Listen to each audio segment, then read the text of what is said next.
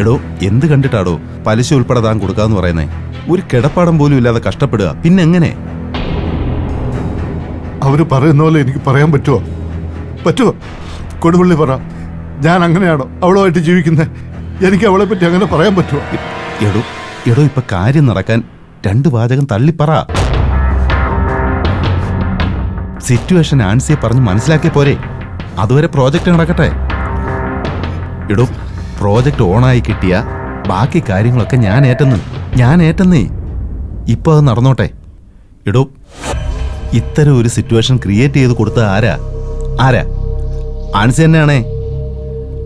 അപ്പോ അവര് പറയുന്ന പോലെ ചെയ്യാതെ രക്ഷയില്ല.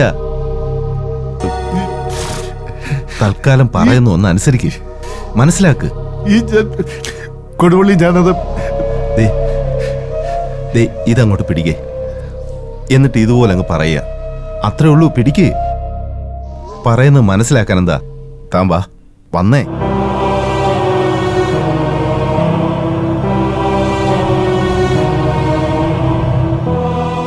സാറേ, അനന്തൻ പറയും. ക്യാമറ റെഡിയല്ലേ? റെഡിയാണ്.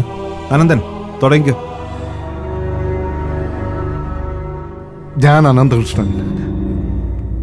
ഞാനിപ്പോ നിങ്ങളുടെ മുന്നിൽ വന്നു നിൽക്കുന്നത് എൻ്റെ പേഴ്സണൽ ലൈഫുമായിട്ട് ബന്ധപ്പെട്ട വളരെ വേദനാജനകമായ ഒരു അന്തരീക്ഷത്തിലാണ്. അൻസിക്ക് അവൾക്ക് പല പുരുഷന്മാരുമായിട്ടും വഴിവിട്ട ബന്ധമുണ്ടായിരുന്നു. കുറച്ചുകൂടെ ഉറക്കപ്പറ.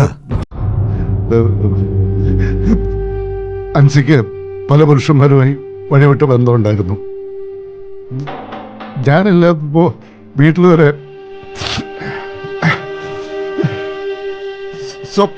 സോറി, ഞാൻ ഒന്നോടെ പറ. അനന്ത പറഞ്ഞു. അനന്ത ശരി.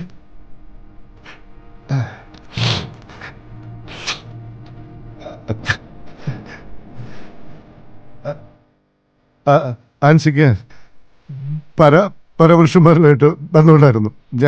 ഞാൻ ഇല്ലാത്തപ്പോഴും വീട്ടിൽ അത്തരം സംഭവങ്ങൾ ഉണ്ടായിട്ടുണ്ട്. അതേപ്പറ്റി ചോദിച്ചപ്പോഴാ പിന്നെ അവൾ എൻ്റെ ശത്രുവായി മാറിയത്. പിന്നെ അന്നവള് sir please please please once more continue. കുഴപ്പമൊന്നുമില്ല. അനന്തം പറയാനെന്താ? പകുതി പറഞ്ഞില്ല. എന്തായാലും പറ. ഏയ്, ക്യാമറ റെഡിയല്ലേ? ഒന്നുകൂടെ അവിടെ തുടങ്ങിക്കോ അനന്ത. എൻ്റെ സ്വത്തിൽ ആയിരുന്നു അവളുടെ കണ്ണ്. അവരുടെ കുടുംബക്കാർ മുഴുവൻ എൻ്റെ സ്വത്ത് അടിച്ചു മാറ്റി അവര് സമർത്ഥമായി ലാവിഷായി ജീവിച്ചു.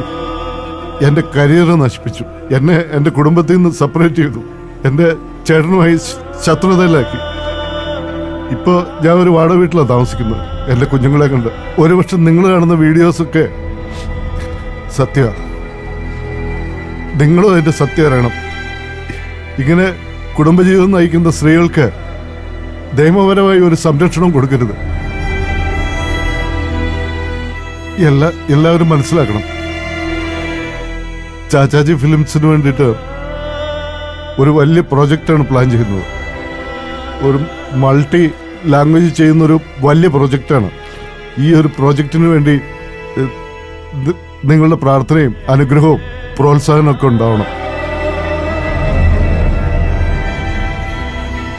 പോരെ പോരെ പോരെ.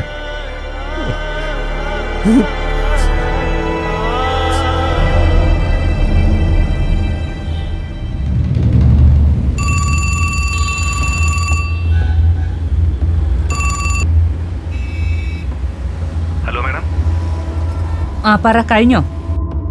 മാഡം കഴിഞ്ഞു മാഡം. ഞാൻ മാഡത്തിന്റെ ഫോണിലേക്ക് സെൻഡ് ചെയ്തിട്ടുണ്ട്. കണ്ടു. അത് ഞാൻ നോക്കിയിട്ട് വിളിക്കാം. ഭയങ്കര ബുദ്ധിമുട്ടായിരുന്നു അവന്.